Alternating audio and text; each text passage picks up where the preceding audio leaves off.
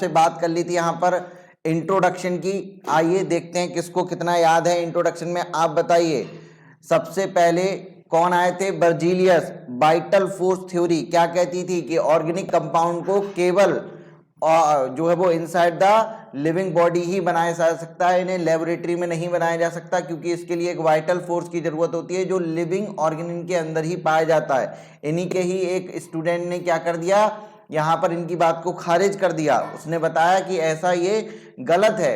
उसने सबसे पहले ऑर्गेनिक कंपाउंड जो लैब में बनाया था उसका नाम क्या था आपका? यूरिया। कहां से बनाया था? अमोनियम साइनेट से बनाया था। उसका नाम बता सकते हो जिसने ये बनाया था? तो वो थे आपके वोलर। वोलर क्या कह के गए थे कि इनको एलिमेंट से नहीं बनाया जा सकता। तो इनकी बात को किसने खारिज किया? फिर कोल्बे ने। इन्होंने क्या बना दिया? एसिटिक एसिड बना दिया। और बर्थेलॉट ने क्या बनाया था? यहाँ पर इन्होंने मीथेन को बनाया था। इंपॉर्टेंट पॉइंट है, सारी चीजें आपको याद रखनी है, चारों के चारों साइंटिस्ट के नाम विद देयर प्रोडक्ट और उनकी बातें, ठीक है ना। इन्होंने क्या क्या बनाया था? 3 लोगों ने कुछ बनाया था। चौथी जो वाइटल फोर्स थ्योरी है वो तो याद ही रखोगे, बर्जीलियस ने दी थी, ठीक है ना। अच्छा, reason for large number of organic compound, 3 reason मैंने आपको बताए थे। पहला कैटेनेशन पावर, सबसे ज्यादा इसी की होती है। कारण क्या होता है कैटेनेशन पावर ज्यादा होने का? क्योंकि एक बार अगर कार्बन कार्बन जुड़ गए तो इनको तोड़ना, इनको वापस से तोड़ने के लिए हमको बहुत ज्यादा एनर्जी की जरूरत होती है। मतलब अगर किसी की कैटेनेशन पावर ज्यादा है, इसका मतलब उसके बीच में जो बॉन्ड स्ट्रेंथ है वो भी बहुत ज्यादा हो जाएगी, ठीक है ना। अच्छा, एक कशिश पनौती करके ट्रिक बताते थे, इस बार नहीं बताई क्योंकि हमने टीई को नहीं लिखवाया है, ठीक है ना। आगे चल के अभी आपको दिखाएंगे कि क्या होता है पूरा सीक्वेंस। तो पहला आपका कैटेनेशन पावर आ गई। कैटेनेशन पावर क्या होती है? Tendency of atom, tendency of an atom to form identical atom chain, ठीक है ना। आइडेंटिकल एटम्स की जो चेन बनती हुई चली जाती है वही टेंडेंसी, या फिर सेल्फ लिंकिंग कैपेसिटी भी इसको हम कह सकते हैं, वो आपकी कैटेनेशन पावर कहलाती है, ठीक है ना। मैक्सिमम किसकी होती है? कार्बन की होती है। फिर आपकी सिलिकॉन की होती है, सल्फर की। सिलिकॉन की और सल्फर की लगभग बराबर हो जाती है, तो इनकी बॉन्ड एनर्जी भी क्या हो जाएंगी? लगभग बराबर हो जाएंगी, ठीक है ना, mm बॉन्ड स्ट्रेंथ। अच्छा, दूसरा हमने बताया था tendency to combine other non metal, ठीक है ना। Tendency to combine other non metal मतलब कार्बन कार्बन केवल आपस में ही बॉन्ड नहीं बनाते, वो और भी कार्बन जो है और भी अदर नॉन मेटल, जैसे कि मैंने बताया था ऑर्गेनिक कंपाउंड में आपको टोटल मैक्सिमम कितने एलिमेंट दिखेंगे? ज्यादातर हमेशा 10 एलिमेंट, जिसमें कार्बन होगा, हाइड्रोजन होगा, ऑक्सीजन होगा, नाइट्रोजन होगा, सल्फर होगा, फास्फोरस होगा और आपकी हैलोजेंस होती हैं, ठीक है ना। यही आपको मैक्सिमम टाइम इन्हीं से पूरी ऑर्गेनिक केमिस्ट्री आपकी खत्म हो जाती है। 10 एलिमेंट है टोटल, आप काउंट करके देख सकते हैं, जिसमें कार्बन तो होगा ही होगा, हाइड्रोजन ज्यादातर समय पर होता है उसकी बैलेंसी को सेटिस्फाई करने के लिए, ठीक है ना। अच्छा, उसके बाद हमने आपको बताया था यहां पर द फिनोमेना ऑफ आइसोमेरिन, ये भी एक जो है वो आपका रिस्पॉन्सिबल होता है बहुत सारे ऑर्गेनिक कंपाउंड को बनाने के लिए। इसमें क्या होता है आगे चल के आपको बताएंगे। स्टीरियो केमिस्ट्री, स्टीरियो आइसोमेरिन होती है, स्ट्रक्चरल आइसोमेरिन होती है, मॉलिक्यूलर फॉर्मूला सेम होता है, बस स्ट्रक्चर बदल दो तो कंपाउंड बदल जाता है। उसकी पोजीशन अगर आप बदल दो तब भी वो उसका जो है वो नेचर और उसकी कुछ प्रॉपर्टी बदल जाती हैं, तो ओवरऑल कंपाउंड बदल जाता है। तो ये सारी चीजें होती है जो ऑर्गेनिक केमिस्ट्री को इतना बड़ा बनाती हैं, इतने सारे कंपाउंड इसके अंदर आ जाते हैं। अच्छा, एक और मैंने चीज आपको बताई थी, टेट्रावैलेंसी ऑफ कार्बन।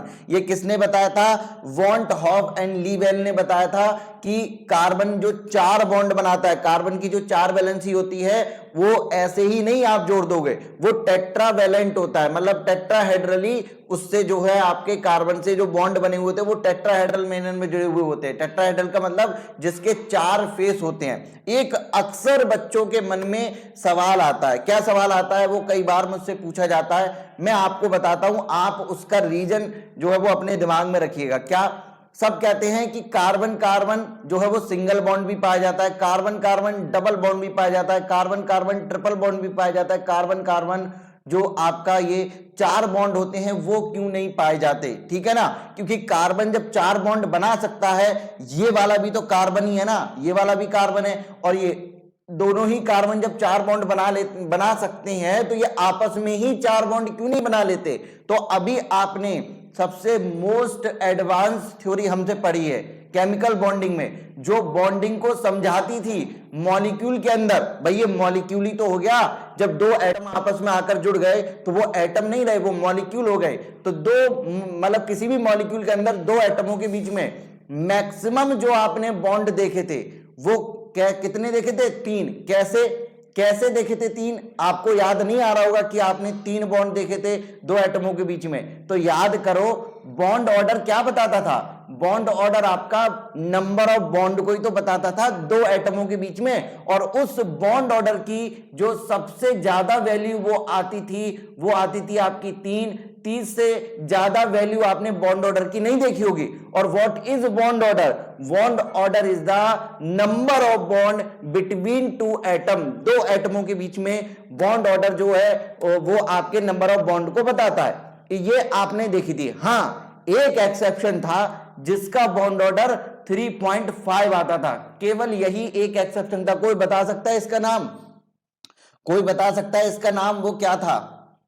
कोई बता सकता है? CO plus. बहुत सही, क्या था? CO plus. ये एक एक्सेप्शन है इसी के केस में, वरना according to molecular orbital theory, जो कि बहुत ही ज्यादा एडवांस थ्योरी है, जो मैक्सिमम कैरेक्टरिस्टिक को आपको जो है वो बताती है। आपने तो बहुत कम पढ़ी है मॉलिक्यूलर ऑर्बिटल थ्योरी, जो आपके सिलेबस में आपने उतना ही पढ़ा है, लेकिन ये बहुत एडवांस थ्योरी है। ये वेव नेचर को इलेक्ट्रॉन के लेकर चलती है साथ में, ठीक है ना? उस नेचर को ध्यान में रखते हुए पूरी सारी बातें एक्सप्लेन करती है। तो इसी के इस हिसाब से ये बताया गया है आपका कि जो मैक्सिमम बॉन्ड ऑर्डर हो सकता है किन्हीं दो एटमों के बीच में, वो 3 हो सकता है, 3 से ज्यादा नहीं हो सकता, ठीक है ना? इस वजह से कार्बन कार्बन जो है आपस में केवल 3 ही बॉन्ड बना सकते हैं, इससे ज्यादा नहीं बना सकते। तो अब आप में से बहुत सारे लोगों का सवाल होता होगा ये, और तो मैंने इसका रीजन दे दिया। क्या है रीजन? बॉन्ड ऑर्डर रीजन है इसका, ठीक है ना? अच्छा, CO प्लस में भी ये बॉन्ड ऑर्डर 3.5 क्यों पहुंच जाता था, इसका भी एक रीजन है, लेकिन वो रीजन जानने की जरूरत नहीं है आपको, थोड़ा सा ऐसे ही बताते रहे। अच्छा, जरा मुझे बताइए, मैंने आपको एक कॉन्सेप्ट बताया था बॉन्ड ऑर्डर निकालने का, वो मेन कॉन्सेप्ट ही आपका कॉन्सेप्ट होता है जहां पर हम आपके बॉन्ड ऑर्डर को निकालते हैं। और वो कॉन्सेप्ट क्या था आपका? बाबा वाला, BA वाला, ठीक है ना? ये बाबा जो है ना, वो मेन कॉन्सेप्ट यही है। बॉन्ड ऑर्डर को हमेशा इसी कॉन्सेप्ट से हम निकालते हैं, लेकिन इसको केवल हम 8 इलेक्ट्रॉन तक ही क्यों बताते हैं? क्योंकि 8 इलेक्ट्रॉन तक फिलिंग करना आसान होता है। इसके बाद अगर आप फिलिंग करोगे तो बहुत डिफिकल्ट हो जाता है, और फिर उसके बाद आपको 20 तक तो हम टोटल याद ही करवाते हैं आपको, आपके सिलेबस में जितना है, उससे ज्यादा अगर जाओगे तो गड़बड़ होने लगती है, ठीक है? तो इतना ही आपको बताया जाता है 20 तक ही, और उसमें भी हम 8 इलेक्ट्रॉन तक ही कॉन्सेप्ट का यूज करवाते हैं आपसे, क्योंकि बहुत ज्यादा डिफिकल्ट हो जाता है ना, इतना याद नहीं कर पाते, गलती करने के चांसेस ज्यादा हो जाते हैं। इसमें हम करते क्या है, ध्यान से सुन लेना, इसका भी रीजन आपको अभी पता चल जाएगा। इसमें हम करते थे बॉन्डिंग वाले इलेक्ट्रॉन और एंटी बॉन्डिंग वाले इलेक्ट्रॉनों को जोड़ लेते थे, फिर आपका bonding minus anti bonding divided by 2 कर देते थे। यहां जो चीज आती थी वही आपका क्या बताती थी? बॉन्ड ऑर्डर को बताती थी। अब जरा देखिएगा होता क्या है, CO का बॉन्ड ऑर्डर आपका कितना होता है? 3 होता है, ठीक है ना? CO का बॉन्ड ऑर्डर 3 होता है, और CO प्लस का बॉन्ड ऑर्डर आपका कितना होता है? जो है वो आपका 3.5 होता है। होना कितना चाहिए? 2.5। एक बढ़ गया ना, तो एक बढ़ कैसे जाता है, ध्यान से देखिएगा। यहां जो एक इलेक्ट्रॉन आपने निकाला, एक इलेक्ट्रॉन जो कम किया, वो एक्चुअली में कम होता है एंटी बॉन्डिंग से, ठीक है ना? वो एंटी बॉन्डिंग से कम हो जाता है। जब एंटी बॉन्डिंग से कम होगा तो बॉन्डिंग वाले नंबर ऑफ इलेक्ट्रॉन की वैल्यू जो है, वो जो पॉजिटिव वैल्यू है वो आपकी बढ़ जाती है, जिसकी वजह से ये 2.5 ना होकर 3.5 हो जाता है। कुछ इस तरीके की कंडीशन आपकी आती है, ठीक है ना?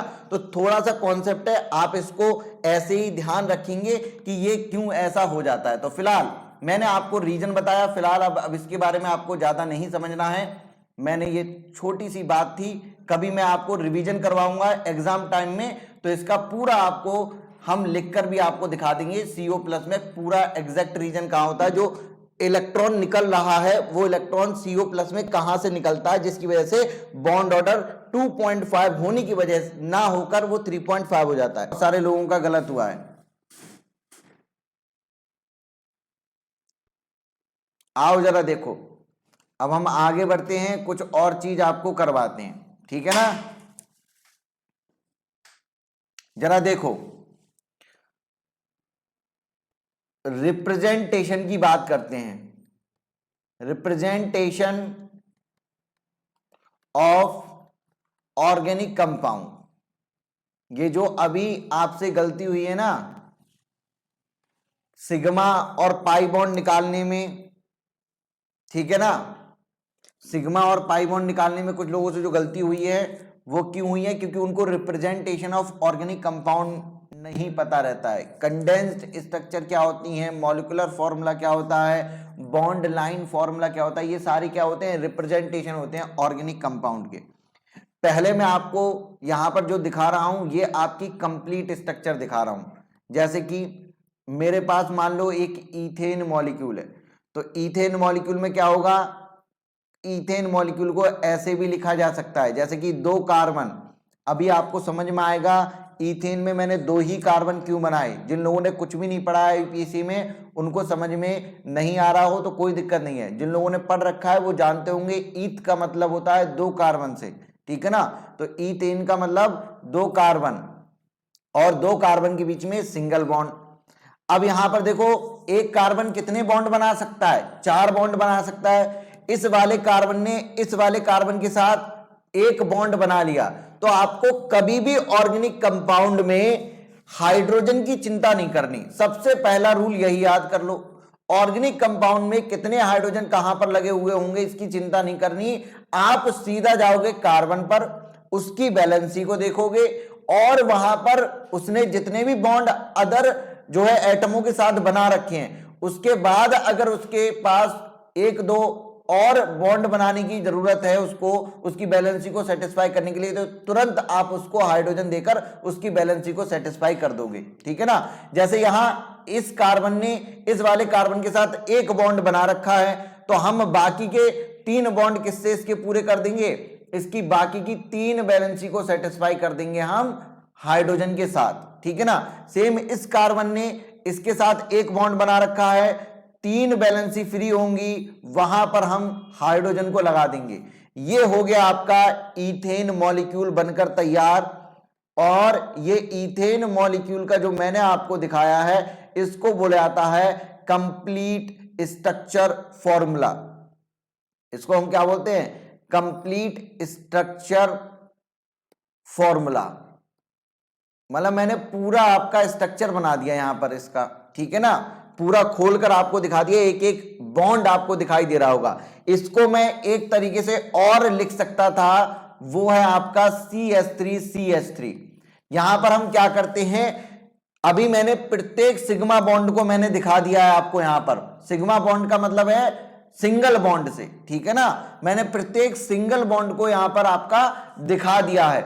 हम क्या करते हैं, इसी फॉर्मूले को कंडेंस करके भी लिख देते हैं। जैसे कि मैंने यहां पर सिंपली आपका है, ये भी आपका ईथेन ही, लेकिन ये ईथेन की कंडेंस्ड स्ट्रक्चर है। कंडेंस्ड स्ट्रक्चर में हमेशा याद रखिएगा हम सिंगल बॉन्ड को छुपा देते हैं। मैंने केवल बोला है सिंगल बॉन्ड को छुपा देते हैं, ठीक है ना। डबल या ट्रिपल बॉन्ड कहीं पर भी होता है तो उसको हमको दिखाना ही पड़ता है, उसको हम छुपा नहीं सकते, ठीक है ना, उसको हम नहीं छुपा सकते। हम यहां पर सिंगल बॉन्ड को छुपा देते हैं। जैसे कि मैंने प्रत्येक सिंगल बॉन्ड को छुपा दिया और मैंने इसको कंडेंस करके लिख दिया। ये भी आपका क्या है, ईथेन मॉलिक्यूल ही है, लेकिन ये क्या है, कंडेंस्ड स्ट्रक्चर है आपकी। ये कंडेंस्ड स्ट्रक्चर फॉर्मूला आपका हो जाएगा, ठीक है ना भाई। कंडेंस्ड स्ट्रक्चर फॉर्मूले में और आपका कंप्लीट स्ट्रक्चर फॉर्मूले में अंतर समझ में आया। तो एक ये आपका रिप्रेजेंटेशन हो गया 2 तरीके से, पहला आपका कंप्लीट और दूसरा ये। तीसरा एक और आपका रिप्रेजेंटेशन होता है जिसको हम कहते हैं बॉन्ड लाइन स्ट्रक्चर। क्या कहते हैं, बॉन्ड लाइन डायग्राम या bond line structure. Bond line, bond line structure में भी जो है हम आपको यहां पर दिखा देते हैं रिप्रेजेंटेशन। जैसे कि मेरे पास यहां पर मान लीजिए मैंने एक ऐसी डायरेक्ट बनाकर दिखा रहा हूं आपको, इसमें समझिएगा कहां क्या क्या है। ये आपका मैंने बना दिया 1 2 3 4 5, ये यहां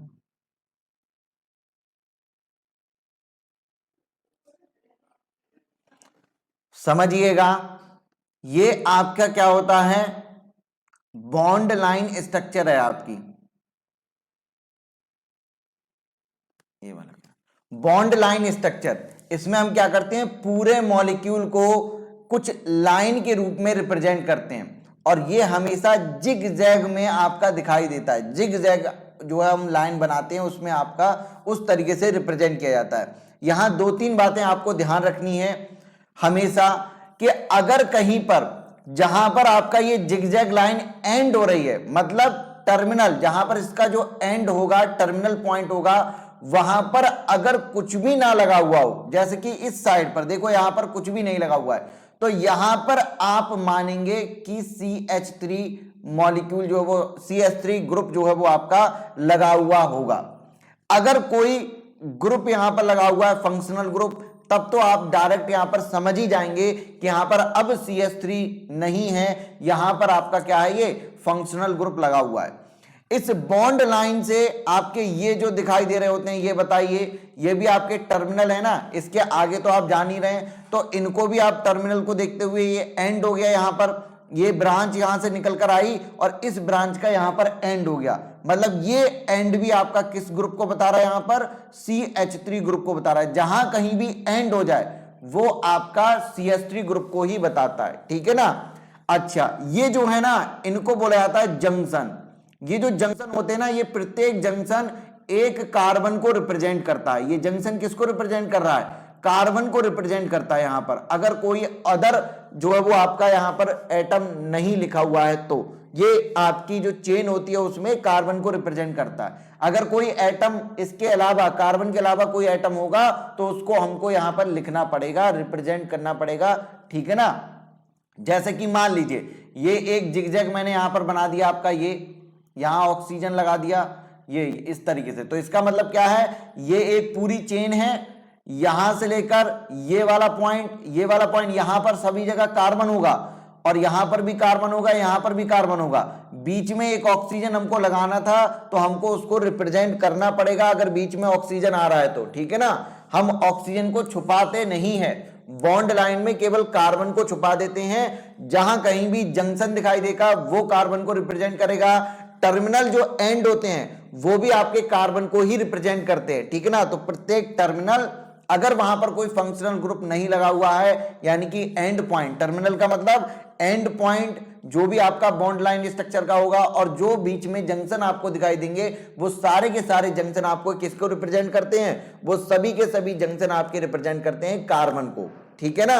अब यहां पर मैंने CH3 बोला है, यहां CH3 बोला है, तो आपको इसकी चिंता नहीं करनी, आप बस कार्बन को याद रखो, CH3 होगा, CH2 होगा, CH होगा, ये तो आप खुद भी देख सकते हो ना। मैंने क्या बोला, आप H की चिंता कभी मत करना, आप बस ये देख लेना कि उस कार्बन ने दूसरे एटमों के साथ कितने बॉन्ड बना रखे हैं। जितने बॉन्ड बना रखे होंगे मैक्सिमम 4 बना सकता है, और उनको छोड़कर जितने भी 4 करने के लिए जितने की भी जरूरत होगी उतने ही हाइड्रोजन उससे जोड़ दोगे। जैसे कि इस वाले कार्बन को यहां पर देखो, इस कार्बन ने कितने बॉन्ड बना रखे हैं, 3 बॉन्ड, एक इधर बना रखा है, एक इधर बना रखा है, एक इधर बना रखा है, तो इसके पास कितना हाइड्रोजन होगा, 1 हाइड्रोजन होगा H के रूप में, यहां से ये जोड़ दोगे, क्योंकि टोटल 4 बैलेंसी हमको करनी है।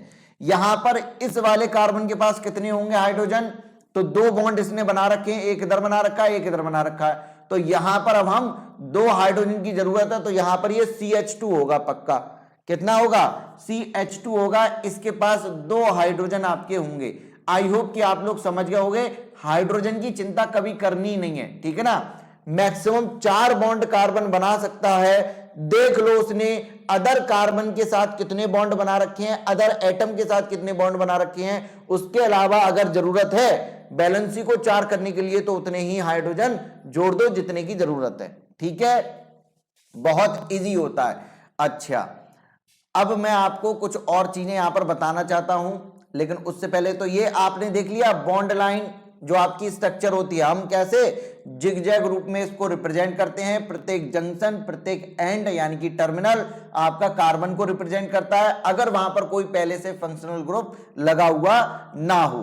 अगर लगा हुआ है तो आप उसको, जैसे कि यहां पर OH लगा हुआ है तो इसी को आप ध्यान में रखेंगे कि यहां OH है, यहां पर कार्बन नहीं हो सकता। ठीक है ना। चलो भाई, ये सारी बातें हो गई। अब आइए कुछ और चीज मैं आपको बताता हूं, उससे पहले एक मैं आपको HW दे देता हूं, जिससे कि आपका होमवर्क भी होता रहे, आप इसको अच्छे से और प्रैक्टिस करें। ठीक है ना। होमवर्क में जरा एक पॉइंट नोट कर लेंगे आप सभी लोग। Right a bond line formula for the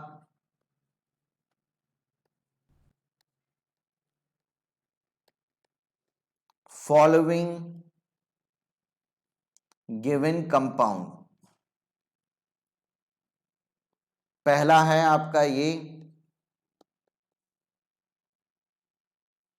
ईमानदारी से बनाना और ग्रुप में भेजना। ठीक है ना। सभी लोगों को बनाना है और ग्रुप में डाल देना है इसको। मैं देखूंगा किस किस का सही है, और शाम को इसके बारे में फिर डिस्कस भी करेंगे कितने लोगों ने बनाया।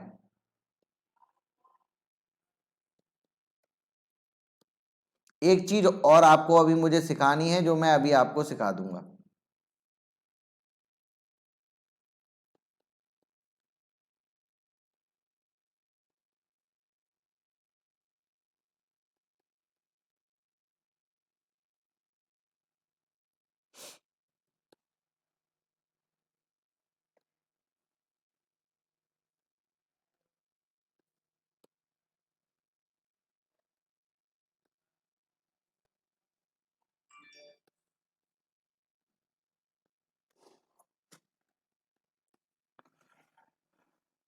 सर, सेकंड वाले पे CH2 होगा ना।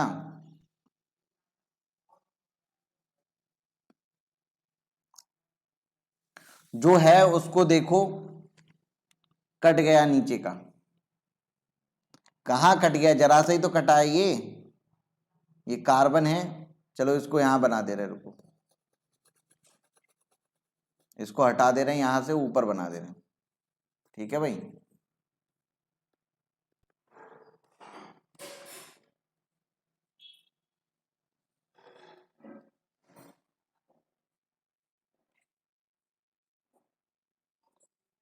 अब इनके हाइड्रोजन को आपको सेटिस्फाई कर देना है, CH2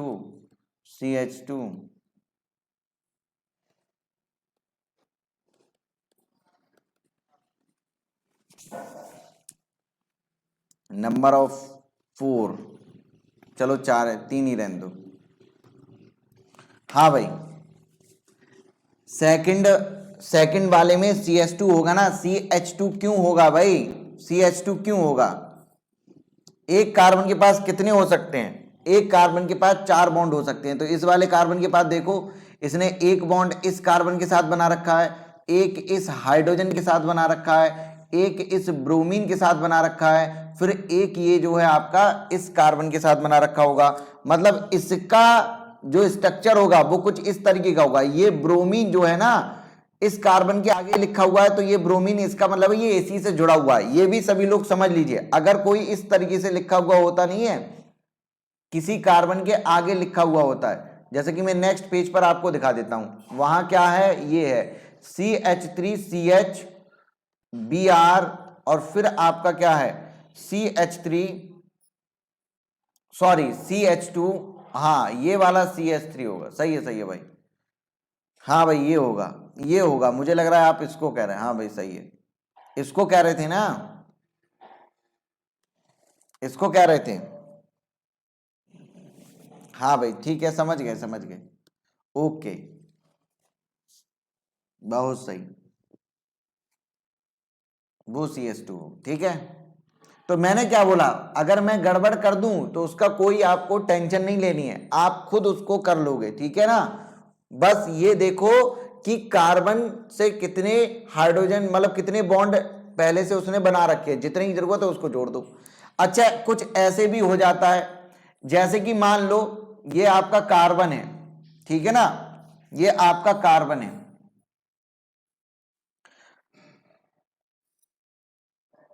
यहां पर एक CH3 लगा है, यहां पर एक CH3 लगा है, यहां पर CH3 लगा हुआ है, मतलब यहां पर डबल बॉन्ड है, यहां CH3 लगा दिया, यहां CH3 लगा दिया। समझना, इसका करेक्ट आपको बताना है bond line structure, sorry correct condensed जो है वो आपका फॉर्मूला क्या होगा। पहला,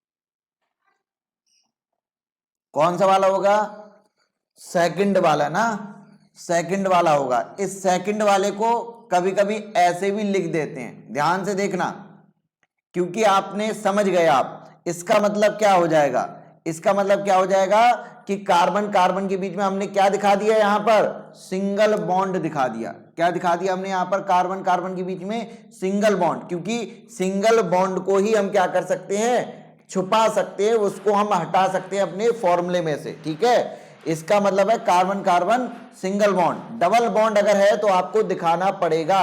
इसको कभी कभी ऐसे भी लिख देते हैं, कार्बन कार्बन डबल बॉन्ड। अब देखना, इस वाले कार्बन से एक CH3 और दो CH3 जुड़े हुए हैं ना, तो यहां पर क्या कर देते हैं, बार बार दो CH3 को ना लिखकर CH3 का होल ट्वाइस कर देते हैं। ये भी एक कंडेंस फॉर्म हो गई और कंडेंस कर दिया।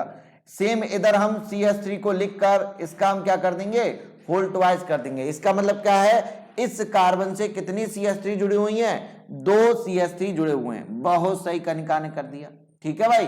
तो ये भी एक तरीका होता है। चलो भाई इसको मिटा देता हूं। तो आप क्या करोगे, इनकी बॉन्ड लाइन स्ट्रक्चर बनाओगे, ठीक है भाई, इनकी बॉन्ड लाइन स्ट्रक्चर आप बनाओगे। ये आपकी कहानी खत्म हुई। अब हम चलते हैं IUPAC में अंदर की तरफ। अभी तक तो जनरल इंट्रोडक्शन आपका चल रहा था, और अब आपकी एंट्री मानने वाले हैं ऑर्गेनिक कंपाउंड के क्लासिफिकेशन में, और वहीं से IUPAC नॉमेनक्लेचर आपका स्टार्ट होगा, ठीक है ना। तो अब मैं आपसे बात करने वाला हूं यहां पर classification of organic compound, classification of organic compound, classification of organic compound. Hello, नमस्कार, हाँ जी।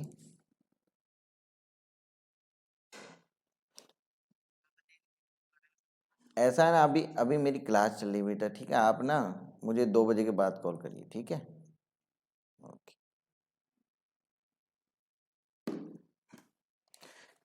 तो क्लासिफिकेशन ऑफ ऑर्गेनिक कंपाउंड में दो प्रकार के ऑर्गेनिक कंपाउंड आपके पास आते हैं। एक आपके ओपन चेन होते हैं और एक आपके क्लोज चेन ऑर्गेनिक कंपाउंड होते हैं। एक आपके ओपन चेन होते हैं, ओपन चेन ऑर्गेनिक कंपाउंड। सबको आवाज आ रही है ना मेरी? ओपन चेन, ठीक है ना। और एक आपके होते हैं क्लोज्ड चेन। ये आपको समझना बहुत ज्यादा जरूरी है, वरना कहीं पर भी फंस जाओगे। क्लासिफिकेशन तो आपको बहुत ज्यादा इंपॉर्टेंट हो जाता है, ठीक है ना। किसी भी चीज का क्लासिफिकेशन अगर पढ़े तो उसमें आपको ये पता चल जाता है कि कितने वैरायटी की चीजें हमें आगे चल के देखने को मिलेंगी, क्या क्या देखने को मिलेगा। तो इसको हल्के में मत लिया करिए, एनसीईआरटी यहीं से क्वेश्चन बना देगी आपका। इन ओपन चेन को और क्या नाम दिया जाता है, तो इन्हीं को हम एसाइक्लिक भी बोलते हैं। क्या बोलते हैं इनको हम? एसाइक्लिक। और इनको हम साइक्लिक बोलते हैं। इनको हम क्या बोलते हैं? साइक्लिक बोलते हैं, ठीक है ना। ओपन चेन में तो कोई दिक्कत ही नहीं होती आपकी। जो अभी मैंने आपको एग्जाम्पल कराए थे ना, वो ज्यादातर एग्जाम्पल आपके ओपन चेन के थे। केवल एक ही था जो क्लोज चेन का था। क्लोज चेन का मतलब जहां पर कोई भी एंड आपको दिखाई ना दे, एक रिंग सी बन जाए, कोई टर्मिनल कार्बन प्रेजेंट ही ना हो। समझ में आ रहा है ना? हो सकता है एक रिंग प्रेजेंट हो, रिंग से जुड़ा हुआ कोई अगर हो, रिंग वाले कार्बन से अगर कोई जुड़ा हुआ दूसरा कार्बन है तो वो टर्मिनल अलग बात है, लेकिन एक रिंग जैसी जरूर बनेगी। आप जरा देखो, कोई भी एक रिंग उठाकर देख लो, क्या उसका एंड आपको दिखाई देता है? वो तो एक सर्कल जैसा होता है, ऐसा गोल गोल, उसमें एंड आपको दिखाई नहीं देगा। यहां से यहां पर खड़े हो गए और जब इधर चलना स्टार्ट करोगे तो चलते चलते फिर से वहीं आ जाओगे, कोई एंड आपको मिलेगा ही नहीं, ठीक है ना। तो इस तरीके से एक रिंग सी बन जाती है, तो वो साइक्लिक या क्लोज्ड हो जाते हैं वो। और ए साइक्लिक का मतलब जहां पर कोई भी रिंग जैसी ना बने। जैसे फॉर एग्जांपल अभी मैंने जो एक दिया था आपको CH3CH3, ये क्या है आपका ओपन चेन है, कोई चेन आपका क्या है ओपन चेन है, ए साइक्लिक है, कोई रिंग बन ही नहीं रही है, कोई साइकिल जैसी कोई भी आपका फॉर्म ही नहीं हो रहा है। दूसरा एग्जांपल, इसको हम क्या बोलेंगे, इसका नाम इथेन। नाम जरूर आप आईयूपीएसी नेमिंग आप पढ़ रहे हो तो जो भी आपको ऑर्गेनिक कंपाउंड दिखे उसका नाम जरूर लिखने की कोशिश करिए, क्योंकि एक ही बार जिंदगी में आईयूपीएसी पढ़ी जाती है, हर बार आईयूपीएसी नहीं पढ़ी जाती। अच्छे से अगर पढ़ लोगे तो बार बार कभी पढ़ने की जरूरत ही आपको नहीं पड़ेगी। ये आपका क्या है, ये भी एक ओपन चेन है, इसका नाम क्या है आपका आइसोब्यूटेन। कुछ और एग्जाम्पल आइए मैं आपको दे देता हूं यहां पर, जैसे कि मान लीजिए मेरे पास ये है CH3C डबल बॉन्ड OC और इससे मैंने H जोड़ दिया, ठीक है ना। ये आपका क्या हो गया एसिटल्डिहाइड, क्या नाम हो गया इसका एसिटल्डिहाइड हो गया, इथेनॉल बोल सकते हैं, ठीक है ना एसिटल्डिहाइड। दूसरा मान लीजिए मैंने ये कर दिया CH3C डबल बॉन्ड O और ये आपका OH, इसको हम क्या बोलेंगे बोलो एसिटिक एसिड बोल सकते हैं नहीं बोल सकते हैं, एसिटिक एसिड। ये सब क्या है, ये सभी के सभी आपके यहां पर होते हैं ओपन चेन कंपाउंड। क्या होते हैं आपके ओपन चेन कंपाउंड, ये कहलाते हैं। अब आ जाते हैं क्लोज चेन में। तो क्लोज चेन जो होते हैं ना ये भी आपके फिर दो प्रकार के हो जाते हैं, मतलब एक रिंग सी बनती है इसमें, और वो साइकिल जो बनती है वो साइकिल भी दो तरीके की आपकी हो सकती है, ठीक है ना। वो कैसी हो सकती है आपको अगर दिखाई दे रहा हो या मैं आगे लिख दे रहा हूं, साइक्लिक कंपाउंड का अलग से ही क्लासिफिकेशन आपका आप कर दे रहे हैं, क्लोज चेन, क्लोज्ड चेन और साइक्लिक, ये दो प्रकार के आपके हो जाएंगे। पहला आपका होमोसाइक्लिक, होमोसाइक्लिक का मतलब जो आपकी साइकिल बन रही है वो एक ही प्रकार के एटमों से मिलकर बने, तो वो होमोसाइक्लिक, एक ही जैसे एटम उसमें पाए जाएं, होमोसाइक्लिक कहलाती है, ठीक है ना। दूसरी आपकी हो जाती है हेट्रोसाइक्लिक, क्या हो जाती है हेट्रोसाइक्लिक कंपाउंड, होमोसाइक्लिक कंपाउंड, ठीक है ना। इन हम होमोसाइक्लिक कंपाउंड को एक और नाम देते हैं, इसका नाम देते हैं कार्बोसाइक्लिक कंपाउंड, मतलब कार्बन से बनी हुई चेन, कार्बोसाइक्लिक कंपाउंड भी इनका नाम होता है कार्बोसाइक्लिक। होमोसाइक्लिक या इनको हम कार्बोसाइक्लिक भी बोलते हैं। अब ये जो कार्बोसाइक्लिक है ना ये फर्दर फिर से दो भागों में आपके डिवाइड हो जाते हैं, ये दो भागों में फिर से आपके डिवाइड हो जाते हैं, जिसको हम कहते हैं एलिसाइक्लिक कंपाउंड और दूसरे आपके होते हैं एरोमेटिक।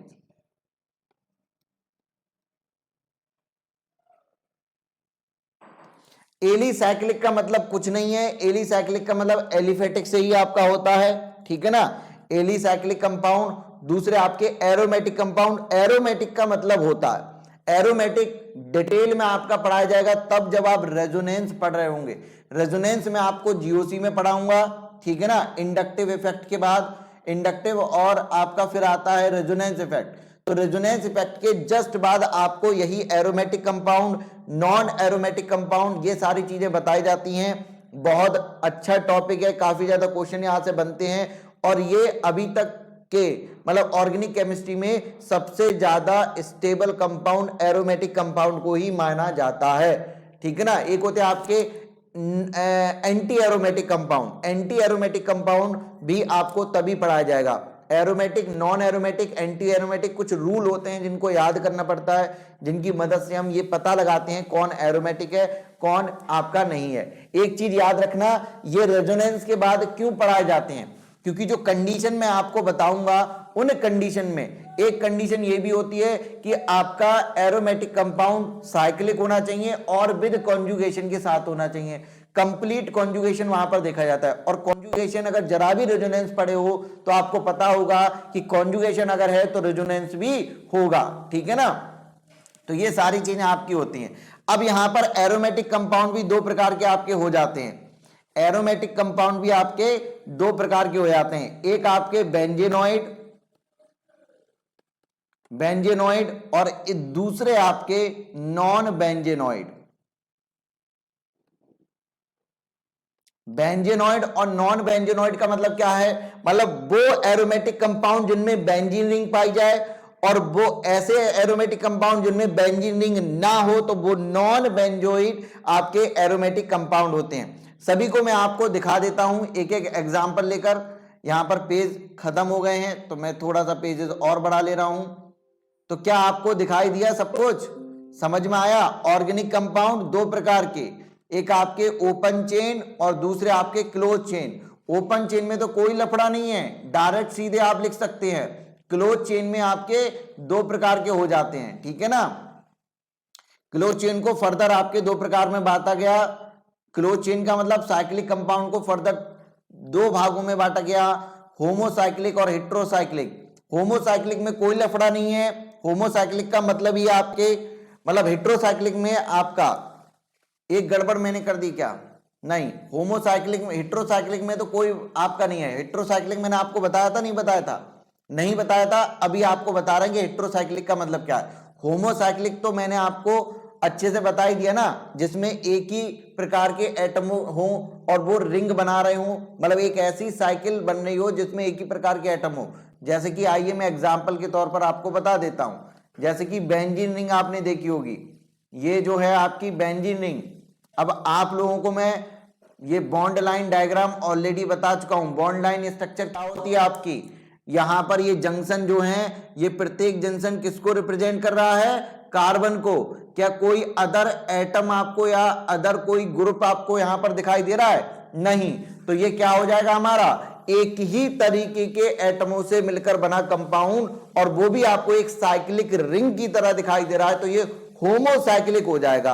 अच्छा देखते हैं कितने लोग बता पाएंगे, बताइए ये होमोसाइक्लिक है या नहीं है, ये वाला होमोसाइक्लिक है या नहीं है, बताइए ये होमोसाइक्लिक है या नहीं है।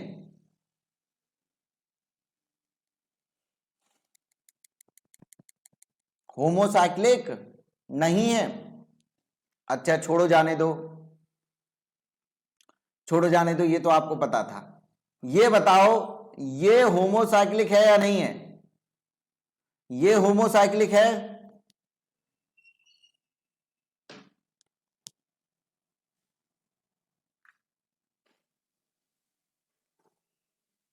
अच्छा छोड़ो जाने दो, ये भी आपको पता है। ये वाला बता दो, क्या ये होमोसाइक्लिक है।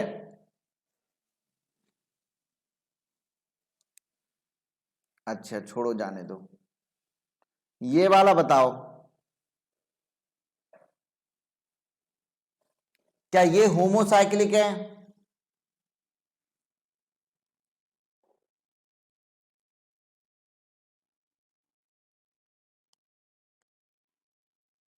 नहीं, ये भी होमोसाइक्लिक नहीं है, ठीक है। कितने होमोसाइक्लिक हैं, इन चार में मैंने जो भी आपको एग्जांपल दिए हैं इनमें कितने होमोसाइक्लिक हैं और कितने होमोसाइक्लिक नहीं है, कौन बताएगा, जल्दी से बता दो। 3 होमोसाइक्लिक हैं और 2 हेट्रोसाइक्लिक है ना।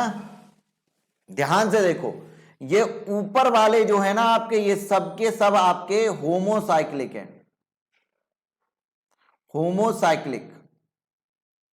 आप नाम पर क्यों नहीं जा रहे हो, आप नाम पर जाओ, होमोसाइक्लिक। साइक्लिक का मतलब रिंग या चेन, मतलब चेन बनी हुई होनी चाहिए आपकी एक जैसे एटमों से।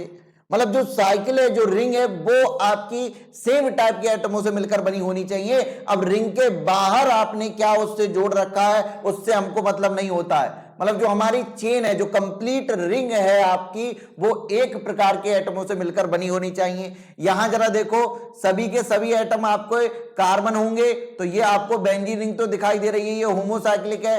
क्या यहां पर ये जो रिंग बन रही है, वो रिंग क्या किसी दूसरे अदर एटमों के मिलने से भी बन रही है? क्या बीच में कोई दूसरा एटम घुसा हुआ है क्या इसमें? नहीं है ना। बीच में कोई दूसरा एटम दिखाई दे रहा है आपको? नहीं दिखाई दे रहा है। ये तो रिंग के अंदर थोड़ी है, ये तो रिंग के बाहर है ना, तो इससे हमको कोई मतलब नहीं है। ये रिंग के बाहर है, होमोसाइक्लिक। इसका मतलब क्या है कि साइकिल जो रिंग है उसके अंदर सेम टाइप के एटम होने चाहिए। समझ में आ गया? तो ये आपका होमोसाइक्लिक। अच्छा, ये भी एक रिंग है ना, ये 3 साइकिल का साइक्लिक कंपाउंड है, 3 एटम का, सॉरी 3 एटम का साइक्लिक कंपाउंड है। प्रत्येक जो आपका ये आपका जंक्शन होता है वो क्या रिप्रेजेंट कर रहा है? कार्बन को। तो यहां पर भी कार्बन, यहां पर भी कार्बन, यहां पर भी कार्बन। तो जब सभी के सभी कार्बन है और तीनों साइक्लिक मैनर में एक कंपाउंड बना रहे हैं जो कि साइक्लिक है, एक रिंग जैसा है, 3 कार्बन का ट्राइसाइक्लिक कंपाउंड है ये, तो आप बताइए कैसा हो जाएगा? सॉरी, ट्राइसाइक्लिक नहीं है, मोनोसाइक्लिक है। साइकिल आपकी जो है वो एक ही बन रही है, मतलब ट्राई एटॉमिक है, ठीक है ना। ट्राई एटॉमिक है आपका, 3 एटमों से मिलकर बना हुआ आपका ये एक रिंग है, आपकी ट्राई एटॉमिक रिंग है आपका, ठीक है ना। तो ये आपका हो गया। क्या आप मुझे बताइए कोई डिफरेंट एलिमेंट आपको इसमें दिखाई दिया? कोई अलग एटम नहीं दिखाई दिया, इसका मतलब होमोसाइक्लिक है। तब ये वाला भी आपका पक्का होमोसाइक्लिक होगा, आप समझ गए होंगे। ये भी आपका कैसा है? होमोसाइक्लिक ही है, ठीक है ना, होमोसाइक्लिक ही है। अच्छा, ये वाला जरा देखो कितने एटॉमिक एटम की रिंग है, कितने एटॉमिक रिंग है ये आपका, जरा देखो 1 2 3 4 और एक ये है आपका 5, मतलब 5 एटमों से मिलकर बनी हुई ये रिंग है। क्या सभी के सभी 5 एटम कार्बन हैं या एक जैसे हैं? नहीं, सभी के सभी एटम एक जैसे नहीं है। 4 कार्बन है, 1 ऑक्सीजन है। इसका मतलब ये जो है वो 100% आपका हेट्रोसाइक्लिक है। ये जो कंपाउंड है आपका वो हेट्रोसाइक्लिक है। कैसा है आपका? हेट्रोसाइक्लिक है। समझ में आ गया ना? मतलब जो रिंग आप बना रहे हैं वो रिंग सेम नंबर ऑफ का जो है वो एटमों से मिलकर बनी हुई होनी चाहिए, सेम एटमों से मिलकर बनी हुई होनी चाहिए। अगर उसमें आपका बीच में कोई भी आ जाता है तो वो आपका हेट्रो हो जाएगा। फिर समझ में आ गई बात? चलो भाई, तो होमोसाइक्लिक समझ गए और हेट्रोसाइक्लिक समझ गए। अब होमोसाइक्लिक को फर्दर 2 भागों में डिवाइड किया गया था, एलिफेटिक और आपका एरोमेटिक। तो आइए अब मैं एरोमेटिक के बारे में आपसे बात करता हूं। एरोमेटिक कंपाउंड अभी मैं बस जस्ट आपको 1-2 एग्जाम्पल बता दे रहा हूं, आप पहचानेंगे कैसे इनको, एरोमेटिक कंपाउंड को। ये तो मैं आपको बता चुका हूं कि ये मैं आपको तब बताऊंगा जब मैं आपको रेजोनेंस पढ़ा दूंगा, ठीक है ना। अभी बस जानिए, कुछ एग्जाम्पल देख लीजिए। सबसे फेवरेट आपकी ऑर्गेनिक केमिस्ट्री का जो आपका एरोमेटिक कंपाउंड होता है वो होती है benzene ring. Benzene ring cyclic होती है और इसमें देखो कंप्लीट कॉन्जुगेशन आपका पाया जाता है। कंप्लीट कॉन्जुगेशन है, प्रत्येक कार्बन के पास डबल बॉन्ड आपका होता है और वो कंप्लीट जितने भी 3 पाई बॉन्ड है वो कंप्लीट कॉन्जुगेशन में आपकी की पूरी रिंग होती है आपकी, ठीक है ना।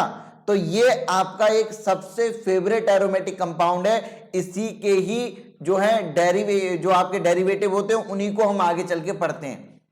यहां पर बेंजीन का जो फॉर्मूला होता है ना वो याद रखिएगा, C6H6 होता है। मतलब प्रत्येक कार्बन के पास एक हाइड्रोजन भी होता है और आप देखकर बता भी सकते हैं, मुझे बताने की जरूरत नहीं है। ये जंक्शन है, ये किसको रिप्रेजेंट कर रहा है? कार्बन को। इस कार्बन ने इधर एक बॉन्ड बना रखा है, इधर एक बॉन्ड बना रखा है, 2 बॉन्ड, और एक ये पाई बॉन्ड है, 3 बॉन्ड। तो कितना बचा? एक बचा ना, एक बैलेंसी फ्री है तो उस पे आपका हाइड्रोजन लगा दो, ठीक है ना। ऐसे ही हर जगह आपका एक एक हाइड्रोजन लगा हुआ होगा, ये चीज याद रखोगे आप लोग, ठीक है ना। तो एक एक हाइड्रोजन यहां पर होता है प्रत्येक उस पर। तो ये सबसे ज्यादा फेवरेट आपका कंपाउंड होता है एरोमेटिक कंपाउंड आपके सिलेबस का।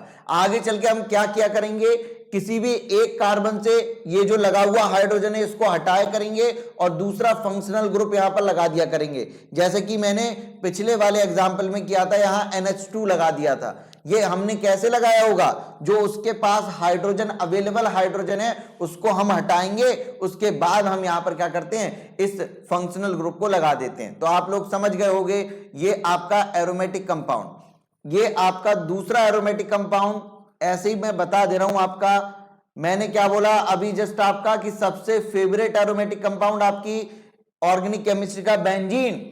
और अगर आपको पढ़ना है आगे चल के बेंजीन के ही तो पढ़ोगे, तो बेंजीन के ही डेरिवेटिव हम लोग पढ़ते हैं। तो ये आपका बेंजीन का डेरिवेटिव जो अभी मैंने आपको एनिलीन बताया था, वो दरअसल क्या है आपका, वो बेंजीन का डेरिवेटिव भी तो है। हाइड्रोजन को हटाया और हमने यहां पर NH2 ग्रुप को लगा दिया, तो ये भी आपका एरोमेटिक ही होता है, ठीक है ना। तो एरोमेटिक कंपाउंड को अगर शॉर्ट में याद करना हो तो बेंजीन याद कर लो। बेंजीन एंड बेंजीन के डेरिवेटिव सभी के सभी क्या हो जाएंगे, आपके एरोमेटिक कंपाउंड हो जाएंगे। फिनॉल हो जाएगा, अगर मैं इसके ऊपर एसिड लगा दूं तो बेंजोइक एसिड हो जाएगा। मतलब आप लोग समझ गए, अब मुझे बार बार यहां पर बताने की जरूरत नहीं है, ठीक है ना। अच्छा, एक और जरा लिख लो, ये जरा देखो, ये बेंजीन है, इसका डेरिवेटिव और अच्छे तरीके से बनाने जा रहा हूं मैं। याद रखोगे इस वाले कंपाउंड को, ये क्या है आपकी बेंजीन रिंग, इधर मैंने ये कर दिया, ये कर दिया, यहां पर आ गया और ये आपका इधर आ गया। ये दो रिंग को मैंने यहां पर जोड़ दिया और ये आपका हो गया यहां पर नेफ्थलीन।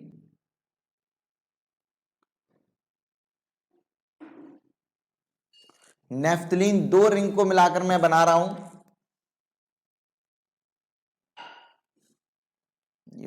ये हुआ सिंगल बॉन्ड, ये हो गया, ये हो गया।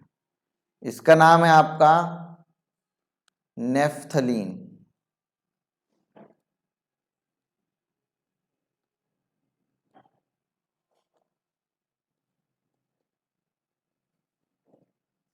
ये भी आपका एक एरोमेटिक कंपाउंड होता है, इसको मैं आगे चल के आपको बताऊंगा।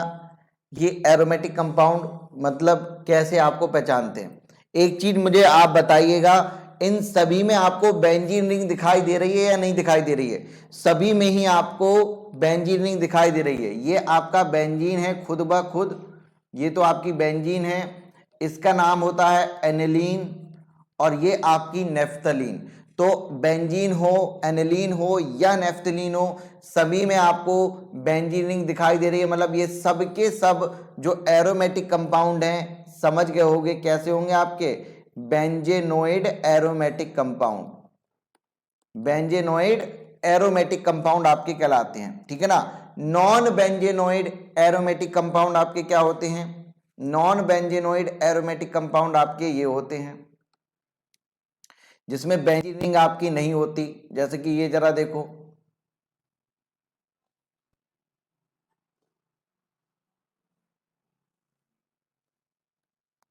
ये आपके non benzenoid aromatic compound. Benzene की खास बात क्या है कि उसमें कितने कार्बन होते हैं? 6 कार्बन होते हैं, ठीक है ना। यहां जरा देखो, इसमें आपके कितने हैं? 7 कार्बन। यह है आपका नॉन बेंजेनोइड एरोमेटिक कंपाउंड, इसको हम कहते हैं ट्रोपोलोन। एक ट्रपोलियम कार्बोकैटायन मैं आपको बताऊंगा आगे चल के, वो आगे आएगा, उससे रिलेटेड ही इसकी है। देखो जरा, 7 कार्बन आपको दिखाई देंगे, 1 carbon, 2 carbon, 3 carbon, 4 carbon, 5 carbon, 6 और एक ये 7। तो कभी भी आपसे इसकी स्ट्रक्चर पूछी जा सकती है। बहुत बड़ी स्ट्रक्चर आपकी एनसीईआरटी में इसकी बनाकर रखी गई है। वो पूछ लेंगे ट्रोपोलोन में बताइए कितने नंबर ऑफ कार्बन होते हैं। ये एरोमेटिक होता है, नॉन एरोमेटिक है, एंटी एरोमेटिक है, या 4 ऑप्शन दे देंगे, कह देंगे कि इनमें से कौन सा एरोमेटिक नहीं है, कौन आपका नॉन बेंजेनोइड एरोमेटिक है। तो ये सारी चीजें आपके लिए आनी चाहिए। केवल यही एग्जाम्पल आपका दिया हुआ है नॉन उसमें आपका, ठीक है ना, अभी जीओसी के अंदर। बाकी और भी हम लिखवाएंगे आपको, ऐसा नहीं है, लेकिन वो डिटेल में आपका जब पढ़ाएंगे आपको तभी करवाएंगे। तो ये आपका कभी भी इससे क्वेश्चन बन सकता है, तो ये बहुत ही ज्यादा इंपॉर्टेंट आपके लिए हो जाता है। ये आपका एरोमेटिक है। कुछ आपके हेट्रोसाइक्लिक एरोमेटिक कंपाउंड होते हैं। देखो ये सभी क्या बताया मैंने, पहली बात तो ये एरोमेटिक है। अब ये एरोमेटिक में भी कैसे है, होमोसाइक्लिक एरोमेटिक है, ठीक है ना। हाँ, ये नॉन बेंजेनोइड है, ये वाला जो अभी मैंने आपको बताया था ना पीछे 7 कार्बन की थी, वो नॉन बेंजेनोइड है। अच्छा, ये सभी के सभी क्या मैं इनको ये कह सकता हूं होमोसाइक्लिक एरोमेटिक कंपाउंड कह सकते हैं, नहीं कह सकते हैं, क्योंकि पूरी की पूरी जो रिंग है आपकी साइकिल है वो सेम टाइप के एटमों से मिलकर बनी हुई है। ये भी आपका होमोसाइक्लिक है। कुछ ऐसे कंपाउंड भी होते हैं जो आपके हेट्रोसाइक्लिक होते हैं। अब हेट्रोसाइक्लिक का मतलब आप लोग समझ गए, और साथ ही साथ वो एरोमेटिक भी होते हैं। तो हेट्रोसाइक्लिक एरोमेटिक कंपाउंड का मतलब जो साइकिल बन रही होगी उसमें बीच में कार्बन के अलावा कोई दूसरा एलिमेंट भी होगा। जैसे कि जरा देखो, आपने देखा होगा ये,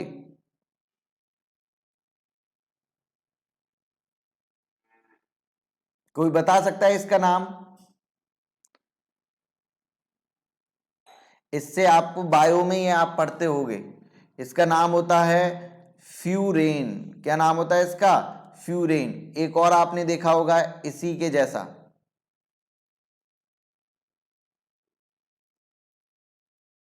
ये सब क्या है देखो, 5 कार्बन, 5 एटम की जो है वो रिंग है, लेकिन 5 में पांचों के पांच कार्बन नहीं है या सेम टाइप के एटम नहीं है। बीच में ऑक्सीजन लगा हुआ है, यहां आपका सल्फर लगा हुआ है, इसका नाम क्या है? थायोफीन। थायोफीन इसका नाम होता है। अरे सबसे ज्यादा जो आप लोग पढ़ते हो, आई होप कि आपको ये याद आ रहा हो, जरा ध्यान से देखना, ये तो आपका आता ही रहता है। इसको हम क्या बोलते हैं? क्या बोलते हैं? प्रेडीन, ठीक है ना। ये भी आपका क्या है? हेट्रोसाइक्लिक बट एरोमेटिक कंपाउंड, ठीक है भाई। तो ये आपके हो गए यहां पर हेट्रोसाइक्लिक। एक मैंने और लिखवाया था आपको, ये इसका नाम मैंने नहीं लिखवाया ना, इसका नाम जरा लिख लो, बाकी सबका तो आपको आगे चल के करवा देंगे। ये होता है आपका टेट्रा हाइड्रो फ्यूरोन। टेट्रा हाइड्रोफ्यूरोन, बहुत सही। THF, आगे चल के आपको आएगा ये, आगे चल के जब मैं आपको पढ़ाऊंगा हाइड्रोबोरेशन ऑक्सीडेशन तो उसमें इसका यूज होगा। हाइड्रोबोरेशन ऑक्सीडेशन रिएक्शन में इसका यूज होता है THF का, ठीक है ना। तो ये आपका आगे आता है। चलो भाई, तो ये सारी चीजें आपने देखी, क्लासिफिकेशन आपका हो गया, कुछ अच्छी चीजें आपको मिली। अब देखिए यहीं से आपका क्वेश्चन हम रख देंगे, जब भी टेस्ट वेस्ट आएगा तो आपका ध्यान देना इसको। ये सारी चीजें आपकी हो गई यहां पर खत्म, क्लासिफिकेशन आपका खत्म होता है। अब सीधे हम चलते हैं आपके नॉमेनक्लेचर पर।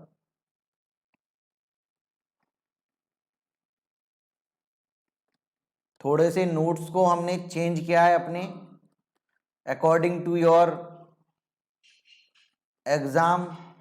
जैसे चीजें पूछी जा रही हैं, ज्यादा बड़ी चीजें नहीं पूछी जा रही हैं, लेकिन बहुत बेसिक से पूछी जा रही हैं। हर चीज आपको मिलेगी, जो जो चीज मैंने अभी तक आपको पढ़ाई है आप जाकर देखिएगा, आपको ऐसा लगेगा एनसीईआरटी अपनी है।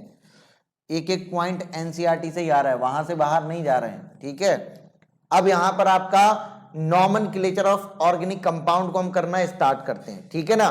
ध्यान से मेरी बात सुनिएगा। देखिए अभी जो आप नॉमेनक्लेचर यहां पर देखेंगे, मेनली हम यहां पर जो नॉमेनक्लेचर करेंगे ना, मतलब नॉमेनक्लेचर का मतलब हम नाम लिखेंगे, ऑर्गेनिक कंपाउंड हमारे सामने होगा, उसकी स्ट्रक्चर हमारे सामने होगी, उस स्ट्रक्चर को देखकर हमको नाम बताना पड़ेगा, वहां पर उस कंपाउंड का क्या नाम है, ठीक है ना।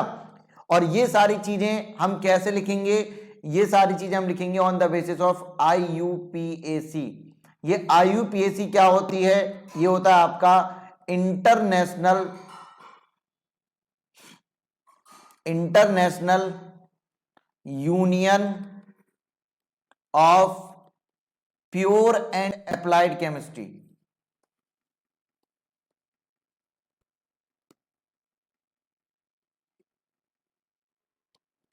Pure and applied chemistry, international union of pure and applied chemistry on the basis of IUPAC. हम यहां पर ऑर्गेनिक कंपाउंड का नाम लिखने जा रहे हैं, लेकिन इससे पहले एक और बात मैं आपको बताना चाहता हूं, बाद में हम आगे बढ़ेंगे। आईयूपीएसी तो अभी हाल ही में ही कुछ साल पहले, मतलब 100-150 साल पहले मान लो, या 100 साल पहले, जो भी है, मतलब ये बहुत ज्यादा पुराना सिस्टम नहीं है। ये आपका जब आपकी साइंस डेवलप हुई है, बहुत सारे कंपाउंड हमको देखने को मिलने लगे, तो कंफ्यूजन होने लगी। हर देश में जो है वो आपका जाते थे तो कोई किसी नाम से किसी चीज को बुलाता था, कोई उसी चीज को किसी दूसरे नाम से बुलाता था, तो बहुत ज्यादा दिक्कत होने लगी, जिसकी वजह से एक सिस्टम बनाया गया कि भाई जो हर जगह लागू होगा, कुछ रूल डिसाइड कर दिए गए। ये हर जगह होता है, आपका हर फील्ड में आपका होता है, हमारी केमिस्ट्री में ही नहीं, आपने बायोलॉजी में भी देखा होगा, आपने किसी और फील्ड में भी देखा होगा, ठीक है ना। तो नॉमेनक्लेचर जो है वो आपका बहुत ज्यादा जरूरी होता है किसी भी चीज को अच्छे तरीके से डीप में और किसी भी रीजन में जाकर उसको पढ़ने के लिए, ठीक है। तो एक यूनियन बनाई गई आपकी, जो रूल जिसने डिसाइड किए किसी भी जो आपका ऑर्गेनिक कंपाउंड है, या फिर मैंने इनऑर्गेनिक कंपाउंड में भी आपको आईयूपीएसी नेम दिखाया होगा कि किस तरीके से लिखते हैं, तो उसने कुछ रूल रेगुलेशन डिसाइड कर दिए कि इन्हीं रूल का यूज करके हम किसी भी कंपाउंड का नाम लिखेंगे। लेकिन जब आईयूपीएसी नहीं थी तो क्या नेमिंग नहीं होती थी? नेमिंग होती थी। हर कोई नाम, हर मतलब प्रत्येक चीज का कोई ना कोई नाम था। तो आईयूपीएसी से पहले जो नेम आपके होते थे वो ट्रेडिशनल नेम होते थे, ठीक है ना, ट्राइबल नेम, जिनको हम कॉमन नेम के नाम से भी जानते थे। तो उस समय पर जो नाम दे दिए जाते थे वो कैसे दे दिए जाते थे, उनका कोई बेसिस होता था। जैसे कि पहले जो नाम दिए जाते थे उसकी ओरिजिन कैसी है, ओरिजिन को देखकर, किसी भी कंपाउंड की ओरिजिन कहां से वो प्राप्त हो रहा है उसको देखकर उसका नाम रख दिया जाता था। जैसे कि आपने बहुत ही एक फेमस है आपका एसिड, सिट्रिक एसिड सुना होगा, सिट्रिक एसिड। वो सिट्रिक एसिड को सिट्रिक एसिड क्यों बोला गया? क्योंकि वो सिट्रस फ्रूट से प्राप्त होता था, इस वजह से उसको सिट्रिक एसिड नाम दिया गया, ठीक है ना। उसकी ओरिजिन एक और है आपका, ओरिजिन के बेसिस पर, जैसे कि आपका एक होता है फॉर्मिक एसिड। फॉर्मिक एसिड को फॉर्मिक एसिड क्यों कहते हैं? क्योंकि ये रेड आंट फॉर्मिका से प्राप्त होता है, इस वजह से उसका नाम रख दिया हमने formic acid on the basis of origin. किसी कभी कभी तो प्रॉपर्टीज के बेसिस पर नाम रख दिए जाते हैं बहुत सारे कंपाउंड की, उसका काम क्या है, उसके काम को देखकर हम जो है उसके यहां पर नाम रख देते हैं, ठीक है ना। कभी कभी साइंटिस्ट किसने खोजा, कैसा वो दिखता है, जैसे बक मिनिस्टर फुलरीन आगे चल के आपको बताएंगे, ठीक है ना। एक स्ट्रक्चर होती है, किसी ने बनाई थी, उसके जो आपका आर्किटेक्चर था उसके हिसाब से आपका रख दिया था उसका नाम। आगे चल के आएगा आपका कार्बन, तो उसमें फुलरीन की स्ट्रक्चर C16, जिसमें 60 कार्बन जो है वो आपके लगे हुए होते हैं, ठीक है ना।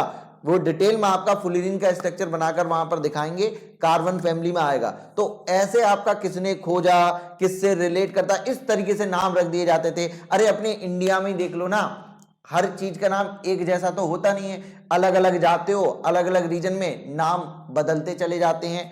कभी कभी तो गांव में देखा होगा कि जो थोड़ा सा काला होता है उसको कल्लू कल्लू बुलाने लगते हैं, नाम ऐसे रख दिया, मतलब देखने के हिसाब से, उसकी स्किन कलर के बेसिस पर उसका नाम रख दिया। कोई ज्यादा गोरा है उसका नाम रख दिया भूरा, भूरा भूरा उसको बुलाने लगते हैं। नाम देखो ना, कल्लू, कल्लू भैया, नहीं सुना होगा नाम, होता है ना। तो ऐसे ही कर देते, मतलब उसके कलर के बेसिस पर। कोई ज्यादा जो है वो शैतानी करता है तो उसका कुछ और नाम उसकी शैतानी के नाम से रख दिया जाता है कि शैतान है, या बहुत ज्यादा मतलब अलग अलग नाम रख दिए जाते हैं। अब हम ज्यादा जो है बताना नहीं चाहते वरना आपका टाइम बर्बाद हो। कहने का मतलब यह है आप लोग समझ गए हो, ठीक है ना। अलग अलग रीजन में अलग अलग अपने ट्रेडिशन के हिसाब से अलग अलग नाम उसका रख दिया जाता है, ठीक है ना। तो इसी चीज को बचाने के लिए यहां पर एक सिस्टम आया, IUPAC, international union of pure and applied chemistry. ये आपके सामने आया, इसने कुछ रूल बताए, उन रूल को ध्यान में रखते हुए हम यहां पर क्या करते हैं, डिफरेंट जो है वो आपके कंपाउंड का नाम डिसाइड करते हैं, ठीक है ना। तो ये आपको मैंने जो आपको ट्रेडिशनल नेम बताए हैं, ये आपके नोट्स में आपको जब हम आपको नोट्स देंगे तो उसमें आपको मिल जाएगा, वो नहीं लिखेंगे। हम मेनली यहां पर बात करेंगे सिस्टमैटिक नेम की, और सिस्टमैटिक नेम किसके बेसिस पर लिखते हैं हम? IUPAC के बेसिस पर। तो आइए मैं बात करूंगा यहां पर सिस्टमैटिक नेम की। सिस्टमैटिक नेम, अब ये जो सिस्टमैटिक नेम है, इसका मतलब ये इसका कोई एक सिस्टम है, इसका कोई एक रूल है, ठीक है ना। उस रूल के बेसिस पर हम उसका सिस्टमैटिक नेम किसी भी कंपाउंड का हम लिखते हैं। क्या रूल है आइए देखिए, हम आपको बताते हैं IUPAC ने क्या क्या डिसाइड किया। IUPAC ने यहां पर बताया कि जब भी कोई भी ऑर्गेनिक कंपाउंड आपको दिया जाएगा, उस ऑर्गेनिक कंपाउंड में मेनली आपकी 2-3 चीजें आपको दिखाई देंगी हमेशा। क्या क्या दिखाई देगा? जैसे कि मान लो ऐसे ही उन्होंने बोल दिया कि एक ऑर्गेनिक कंपाउंड मेरे पास है, उन्होंने ऐसे ही आपको एक ऑर्गेनिक कंपाउंड दे दिया कि CH3 CH CH2 CH CH और यहां पर आपका CH3, यहां लगा दिया CH3, यहां लगा दिया OH, यहां लगा दिया Br। उन्होंने बोला कि मान लो एक ऑर्गेनिक कंपाउंड हमारे पास आ गया, हमको नहीं पता ये क्या है, कुछ इस तरीके की स्ट्रक्चर वो हमारे सामने बनी हुई है उसकी, तो इसका नाम हम कैसे देखेंगे? तो उसके नाम लिखने के लिए कुछ चीजें होती हैं जो आपको प्रत्येक ऑर्गेनिक कंपाउंड की स्ट्रक्चर में दिखाई देंगी, उनको सबसे पहले आप देखोगे, जिसमें कि सबसे ज्यादा इंपॉर्टेंट होती है आपकी ये पेरेंट चेन। तो जब भी आप यहां पर नेमिंग करोगे तो सबसे लॉन्गेस्ट कार्बन की, हाइड्रोकार्बन की सबसे लंबी चेन आप देखोगे, वो चेन आपकी कहलाती है पेरेंट चेन। तो सिस्टमैटिक नेम लिखते समय अकॉर्डिंग टू IUPAC नाम जब भी आप लिखोगे तो उसमें सबसे पहले आपको देखना हुआ करेगा पेरेंट चेन। क्या देखोगे? पेरेंट चेन को सबसे पहले डिसाइड करोगे। और ये पेरेंट चेन कौन होगा, किसकी होगी पेरेंट चेन? तो पेरेंट चेन हमेशा होगी हाइड्रोकार्बन की। किसकी होगी? हाइड्रोकार्बन की होगी। अब पेरेंट चेन से अगल बगल में आपको यहां पर कुछ चीजें लटकी हुई दिखाई दे रही होंगी, जैसे इधर CH3 लटका हुआ दिखाई दे रहा है, इधर आपको ये OH और यहां पर ये आपको Br लटका हुआ दिखाई दे रहा है। ये सब क्या है? तो ये जो है आपके फंक्शनल ग्रुप होते हैं। ये क्या है आपका? Functional group. ये फंक्शनल ग्रुप है आपका, ये भी आपका फंक्शनल ग्रुप है, ठीक है ना, ये भी आपका फंक्शनल ग्रुप है। ये जो है ना CH3 C2H5 ये सारी चीजें जो होती हैं, एल्काइल ग्रुप अगर कोई लगा हुआ होता है पेरेंट चेन से तो उसको हम बोलते हैं यहां पर ब्रांच या साइड चेन। क्या बोलते हैं इसको हम? ये फंक्शनल ग्रुप की तरह काम नहीं करेगा, क्योंकि इसका नेचर ये एक प्रकार से कार्बन ही है। कार्बन की पेरेंट चेन से एक दूसरा कार्बन लटका हुआ है जिसको हमने पेरेंट चेन में जगह नहीं दी, तो इसको हम बोलते हैं उसकी ब्रांच, ठीक है ना। तो ये या तो ब्रांच कहलाएगी या साइड चेन कहलाएगी। तो हमारा काम होता है सबसे पहले पेरेंट चेन को देखना और उसमें जो अगल बगल चीजें लटकी हुई हैं उनको आइडेंटिफाई करना कि वो साइड चेन है, मतलब ब्रांच है, या फिर कोई फंक्शनल ग्रुप उससे लगा हुआ है, ठीक है ना। फंक्शनल ग्रुप जैसे कि आपका OH हो गया, Br हो गया, CHO, आपका COOH हो जाएगा, CN हो जाएगा, ये आपको आगे चल के आएंगे डिटेल में फंक्शनल ग्रुप आपको हम बताएंगे, ठीक है ना। अच्छा, इसके बाद कुछ और भी चीजें होती हैं, जैसे आप पेरेंट चेन डिसाइड करते हो तो उस पेरेंट चेन के आगे कुछ शब्द होते हैं जो हम लगाते हैं और उस पेरेंट चेन के कुछ पीछे शब्द होते हैं जो हम लगाते हैं। आगे अगर लगाया जा रहा है तो उसको हम कहते हैं प्रीफिक्स, ठीक है ना। फिक्स कर दो पेरेंट चेन के आगे प्रीफिक्स हो जाएगा। एक होता है आपका सफिक्स, ठीक है ना। तो सफिक्स भी हम आपका बताएंगे आगे चल के, तो प्रीफिक्स और सफिक्स के चक्कर में आपको अभी नहीं पढ़ना है। फिलहाल जब भी आप सिस्टमैटिक नेम आप लिखोगे, सिस्टमैटिक नेम अगर आप लिखोगे तो सिस्टमैटिक नेम में आप क्या करोगे? सबसे पहले पेरेंट चेन को देखोगे, और पेरेंट चेन हमेशा किसकी होगी बताओ? हमेशा होगी हाइड्रोकार्बन की। ये हाइड्रोकार्बन शब्द जो है वो बहुत ज्यादा आ रहा है। आइए इसके बारे में सबसे पहले बात की जाए, आखिरकार ये हाइड्रोकार्बन क्या होता है। अब जरा ध्यान से सुनते रहना, यहीं से सारी कहानी आपकी स्टार्ट हो रही है। व्हाट इज हाइड्रोकार्बन, ठीक है ना। What is hydrocarbon? कुछ लोग नाम भी लिखने लगे, नाम तो आप लिख ही लोगे भाई, सबको IUPAC आती है, ठीक है ना, लेकिन जिस सिस्टम में हम आपको पढ़ा रहे हैं उसी सिस्टम में चलिए अभी, ठीक है ना, वरना गलती होता जाएगा, समझ रहे हो। तो ये आपके हाइड्रोकार्बन जो होते हैं ना, वो आपके होते हैं compound of hydrogen and carbon, hydrogen, carbon and hydrogen, sorry, वैसे कोई फर्क नहीं पड़ता है, लेकिन पहले हम कार्बन को लिखेंगे क्योंकि मेनली कार्बन होता है ना, और मोस्टली हाइड्रोजन भी प्रेजेंट आपका होगा।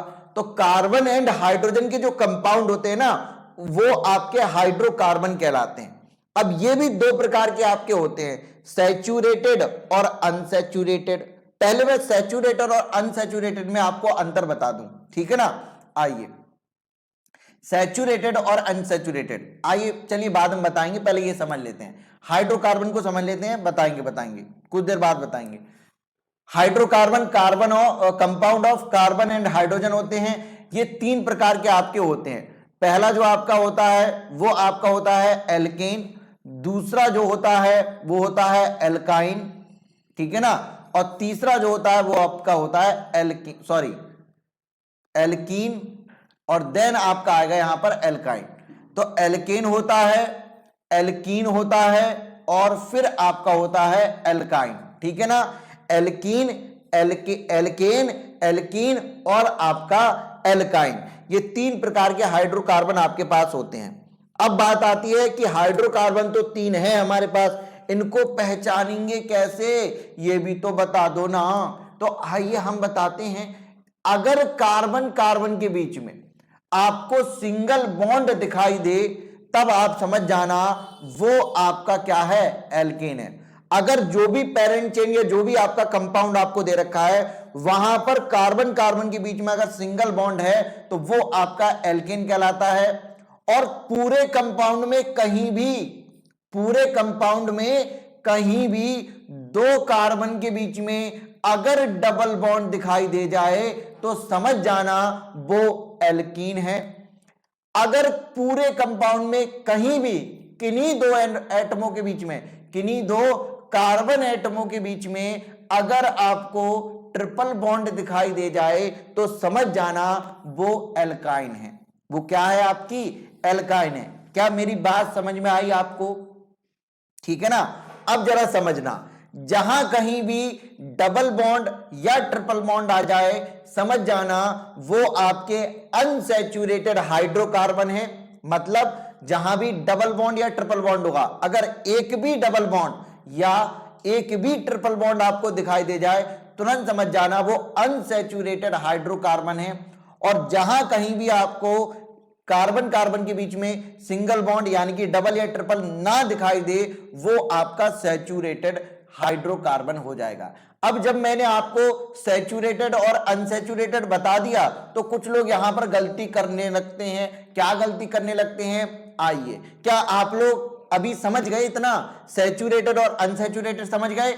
सैचुरेटेड अनसैचुरेटेड का मतलब double bond triple bond present होना चाहिए, और जो आपका अनसैचुरेटेड का मतलब सिंगल बॉन्ड होना चाहिए, सैचुरेटेड का मतलब डबल या ट्रिपल होना चाहिए, ठीक है। अब जरा मुझे बताना, आइए कुछ टेस्ट कर लेते हैं, कुछ एग्जाम्पल मैं आपको दे रहा हूं, आपको बताना है कौन सा सैचुरेटेड है कौन सा अनसैचुरेटेड है। बताइए, ये है आपका सैचुरेटेड या अनसैचुरेटेड,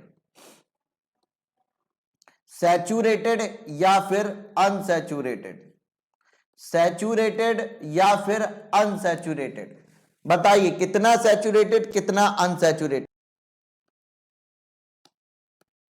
बताओ। ये ऊपर वाला कैसा, सैचुरेटेड या अनसैचुरेटेड, ये वाला डबल बॉन्ड है। अगर किन्हीं दो कार्बनों के बीच में डबल या ट्रिपल बॉन्ड दिखाई दे जाए तो वो अनसैचुरेटेड, तो वो कैसा हो जाएगा, अनसैचुरेटेड हो जाए। तो कार्बन कार्बन के बीच में आपको डबल बॉन्ड दिखाई दे रहा है तो ये अनसैचुरेटेड, ये आपका सैचुरेटेड, क्योंकि सिंगल बॉन्ड है तो सैचुरेटेड, ये आपका अनसैचुरेटेड। ये बताओ ये कैसा है, सैचुरेटेड या अनसैचुरेटेड, फोर्थ वाला, सैचुरेटेड या अनसैचुरेटेड, फोर्थ वाला, सैचुरेटेड अनसैचुरेटेड, सैचुरेटेड, तो ये वाला है आपका सैचुरेटेड। क्यों? क्यों? यहां तो डबल बॉन्ड प्रेजेंट है ना, अब यही गड़बड़ कर दिया। डबल बॉन्ड बताया था कि डबल बॉन्ड अगर आ जाए तो वो अनसैचुरेटेड होगा, फिर भी सब सैचुरेटेड सैचुरेटेड चिल्ला रहे हैं। सुयोग चौधरी कह रहे कार्बन कार्बन में नहीं है, बहुत सही। किसमें होना चाहिए? कार्बन कार्बन के बीच में डबल या ट्रिपल होना चाहिए। यहां कार्बन और ऑक्सीजन के बीच में डबल बॉन्ड है आपका, समझ में आ गया ना? तो ये गलती मत करना। डबल बॉन्ड कहां होना चाहिए आपका? कार्बन कार्बन के बीच में। ट्रिपल बॉन्ड कहां होना चाहिए? कार्बन कार्बन के बीच में, ठीक है ना? तो ये आपका सैचुरेटेड और अनसैचुरेटेड आपका हो जाता है, ठीक है भाई। अच्छा, ध्यान से देखना, एक एक नाम मैं और आपका बताना चाहता हूं, एल्केन और आपका एल्कीन का। एल्केन को एक नाम से और जाना जाता है, इनका नाम होता है आपका पैराफीन। इनको हम पैराफीन के नाम से भी जानते हैं। पैराफीन का मतलब होता है लेस रिएक्टिव या लिटिल रिएक्टिव। एनसीईआरटी लिटिल शब्द यूज करते हैं, हमने लेस किया है, कोई कंफ्यूज होने की बात नहीं है, मतलब दोनों का एक ही है कि लेस रिएक्टिव का मतलब क्या है? इनकी रिएक्टिविटी कम होती होगी। अच्छा, और इनको बोला जाता है ओलिफिन्स, ठीक है ना? इनको ओलिफिन्स बोला जाता है क्योंकि ये ऑयल फॉर्मिंग होती हैं। आगे चल के आपको हम बताएंगे, एक आपका एक रिएक्शन होती है hardening of oil. Hardening of oil से ये पता चल जाता है कि आपका जो एल्कीन और एल्काइन होती हैं वो कैसे होती हैं आपकी, वो आपके ऑयल बनाती है, ठीक है ना? और जो एल्केन होती हैं वो आपके क्या बनाते हैं? घी बनाते हैं। हार्डनिंग ऑफ ऑयल, जहां पर ऑयल को घी में कन्वर्ट किया जाता है। आगे चल के आपको बताएंगे, ठीक है? एक रिएक्शन आपकी आएगी उसमें। तो ये आपका इतनी चीजें आपको समझ में आई। कैसे पहचानोगे? पहचान तो लोगे ना कि आपका ये कंपाउंड एल्केन है, एल्कीन है या एल्काइन है। नहीं पहचान पाओगे? आइए एक एक एग्जाम्पल इसका दे देते हैं। पहचान तो लोगे। अगर कार्बन कार्बन के बीच में आपको सिंगल बॉन्ड दिखाई दे जाए तो इसका मतलब वो ये वाला कंपाउंड आपका कैसा हो गया? ये हो गया आपका यहां पर एल्केन। अच्छा, सबसे छोटा एल्केन कोई बता सकता है? चलिए वो बाद में बताएंगे आपका। ये वाला कंपाउंड आ जाओ, सबसे छोटे एल्केन की बात करेंगे लेकिन वो हम बाद में करेंगे।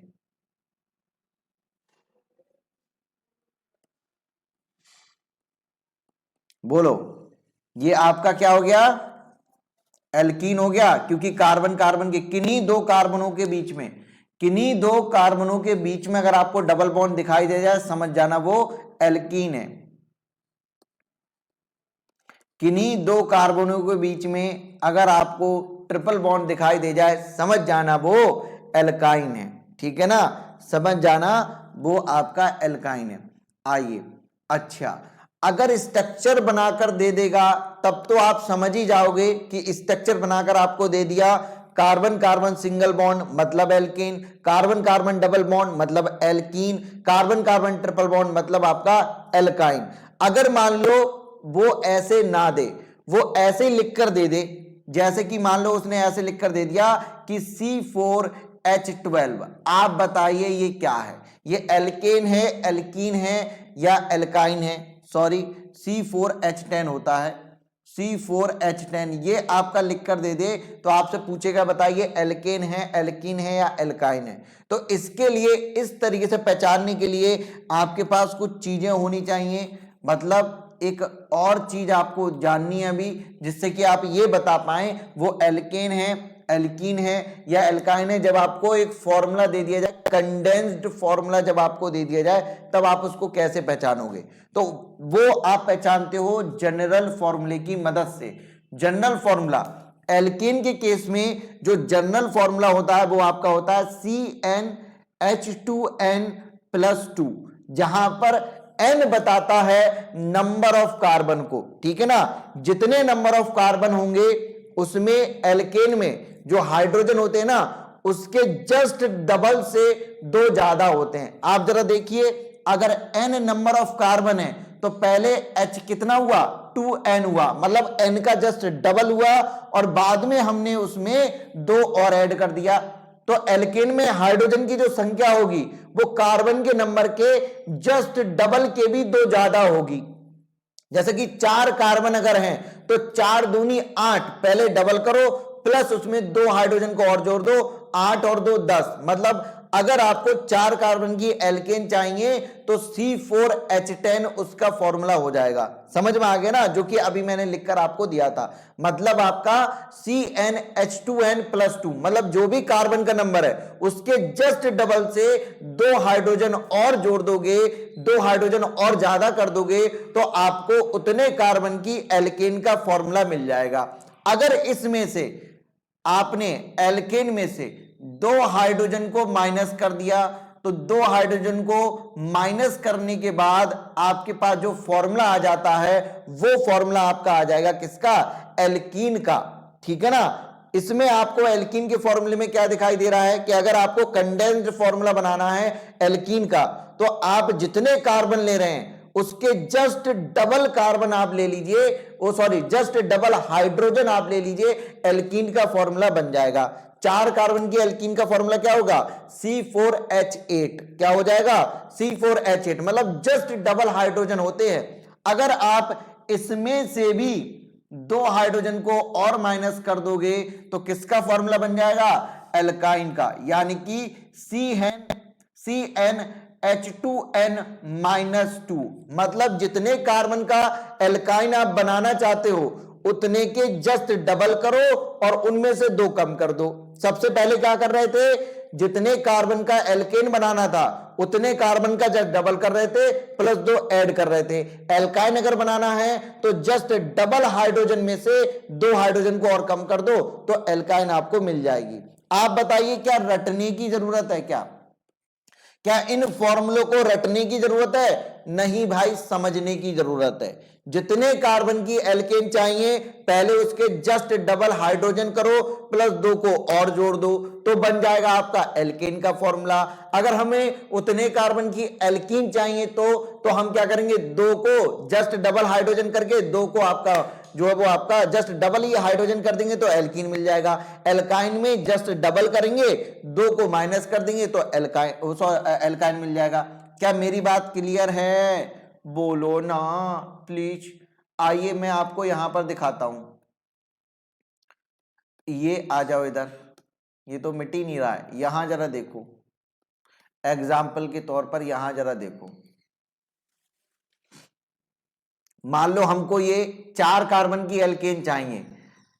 4 कार्बन की तो छोड़ो, सबसे पहले हमको सबसे छोटी एल्केन चाहिए। क्या सबसे छोटी एल्केन के लिए n की वैल्यू कितनी हो जाएगी? आप बताओ। सबसे छोटी एल्केन के लिए n की वैल्यू कितनी हो जाएगी? 1। तो अगर मैंने मान लो n की जगह पर 1 रखा तो हाइड्रोजन कितने हो जाएंगे? 1 के जस्ट डबल कितने हो जाएगा? 1 का जस्ट डबल होता है 2 प्लस 2 और जोड़ देते हैं उसमें तो यहां पर 4 हाइड्रोजन आ जाएगा। 4 हाइड्रोजन आपका आ जाएगा CH4। समझ में आ गया ना? CnH2n से ही निकालना, CnH2n+2।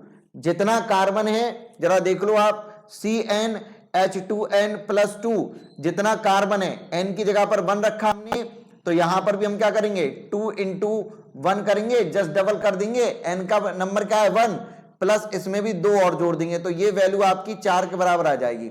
समझ गए ना अब? अच्छा, आप बताइए मिनिमम कार्बन की अगर मुझे यहां पर एल्कीन बनानी है तो उसके लिए n की वैल्यू कितनी हो जाएगी? समझ गए? बताओ, अगर मिनिमम कार्बन की एल्कीन बनानी है तो उसके लिए n की वैल्यू, अरे कोई तो बोल दो कि n की वैल्यू 1 हो जाएगी। कोई नहीं बोलोगे? चलो ठीक है, सब दो बोल रहे हैं। n की वैल्यू कनिका बोल दी 1 हो जाएगी। बेटा कनिका, n की वैल्यू 1 नहीं हो सकती। अगर आपको एल्कीन बनानी है तो n की वैल्यू 1 हो ही नहीं सकती, क्योंकि अगर आपको डबल मतलब एल्कीन बनानी है तो कंडीशन क्या है? कार्बन कार्बन एटमों के बीच में डबल बॉन्ड का होना। तो डबल बॉन्ड तभी हो सकता है जब 2 मिनिमम कार्बन आपके पास होंगे। तो 2 कार्बन मिनिमम आपके पास होने ही चाहिए। ठीक है ना। अब आपने 2 कार्बन ये ले लिया, तो आप बताइए कितने हाइड्रोजन में यहां पर लगाऊं, जितने कार्बन उसके जस्ट डबल क्या हो जाएंगे, आपके हाइड्रोजन हो जाएंगे, ठीक है ना, उसके जस्ट डबल आपके हाइड्रोजन हो जाएंगे। तो अगर मैंने यहां पर 2 कार्बन लिए हैं C2, तो मैं इसके जस्ट डबल कर दूंगा हाइड्रोजन, C2 क्या कर दूंगा, H4, C2H4। अगर 2 कार्बन की बताइए मिनिमम एल्काइन कितने कार्बन की हो सकती है, बोलो 1 कार्बन की हो सकती है क्या, नहीं, एल्काइन का जो है आपका रूल ही है, क्या रूल है कि 2 कार्बनों के बीच में मिनिमम 3 बॉन्ड होने चाहिए। तो 2 कार्बन तो आपको लेनी पड़ेंगे सबसे छोटी एल्काइन बनाने के लिए। तो C2 इसका जस्ट डबल करो और उसमें से 2 माइनस कर दो, तो C2H4 माइनस 2, 2 बचा, तो C2H2 हो जाएगा। ये फॉर्मूला सबसे छोटी एल्काइन का हो जाएगा। यहां पर इसको हम कहते हैं मीथेन, ठीक है ना, मीथेन, या इसका जर्नल नेम मैं आपको यहां पर लिखवाना चाहता हूं, जर्नल नेम लिख दीजिए। इसको हम और क्या कहते हैं, मार्स गैस इसको बोलते हैं, इसको हम नेचुरल गैस भी बोलते हैं। मीथेन तो आपको पता ही है, ये सारे नाम नहीं पता होंगे तो ये लिख लीजिए, नेचुरल गैस इसको बोला जाता है, ठीक है ना। इसको हम जलने वाली फायर गैस भी इसको बोलते हैं, ठीक है। ये क्या है आपका, ये आपकी होती है इथिलीन, क्या बोलते हैं इसको हम, इथाइलिन या फिर इथिलीन इसको बोला जाता है। इसका कोई जनरल नेम इससे ज्यादा नहीं है, ये आपका इथाइलिन हो जाएगा। और ये आपकी होती है एसिटिलीन, ये याद करना पड़ेगा आपको, ठीक है। इसका कोई भी ट्रिक तरीका हम नहीं बताएंगे और ना बता सकते हैं, एसिटाइलिन इसको बोला जाता है, ठीक है भाई। तो ये आपका हार्मोन भी होता है क्या, ये आपका प्लांट में कुछ हार्मोन भी होते हैं, ये हैं, यही गैसेस हार्मोन की तरह भी काम करते हैं। तो ये आपका हो गया। अब यहां पर अब इनके IUPAC नेमिंग की बात आती है, इनकी IUPAC नेमिंग कैसे करनी है आपको, ठीक है ना। तो अब मैं आपका यहीं से इनकी IUPAC नेमिंग करवाऊंगा, आपका हाइड्रोकार्बन की IUPAC नेमिंग, IUPAC, ठीक है। यहीं से आपका IUPAC नेमिंग इनकी अब स्टार्ट होती है, ना केवल इनकी बल्कि और भी कंपाउंड की हम IUPAC यहीं से आपको बताएंगे। लेकिन अब मैं इस क्लास को यहीं पर रोकना चाहता हूं, ठीक है, क्योंकि अगर मैं छेड़ूंगा IUPAC को फिर मैं खत्म किए बिना रुकूंगा नहीं, और जबकि हमको शाम को एक क्लास लेनी है, तो हम इतना ज्यादा लंबा क्यों खींचे। अभी तक जो भी मैंने आपको पढ़ाया क्या वो आपको समझ में आया, 1.5 घंटे की क्लास आपकी हो गई, ठीक है भाई, कुछ आपको हासिल हुआ। ये सारी स्ट्रक्चर आपको याद होनी चाहिए, जो मैंने आपको नाम बताए हैं, इन नाम जो भी आपके ये जो नाम है, ये आपको नाम आपके इनके याद होने चाहिए, ठीक है ना। थायोपीन, प्रिडीन, फ्यूरेन, एक बार इनको लिखा करो, ठीक है, इनको लिखकर जरूर आना। साथ ही जो HW दिया है ये भी जरूर करके आना। अभी मैं आपका नोट्स को स्कैन करता हूं और नोट्स को डाल देता हूं अभी, ठीक है भाई। यही वाले नोट्स चाहिए आपको जो हम लिख रहे हैं, या ये पेपर वाले नोट्स आपको दे दें स्कैन करके, देखो ये भी लिखा हुआ है पेपर में भी, तो पेपर वाले स्कैन करके दे दें, जो भी आप कहोगे वो दे देंगे। चलो भाई, दोनों चाहिए इनको, चलो पेपर वाले अभी स्कैन करके दे देते हैं, ठीक है भाई। किसी का कोई डाउट हो तो अभी पूछ ले इससे रिलेटेड।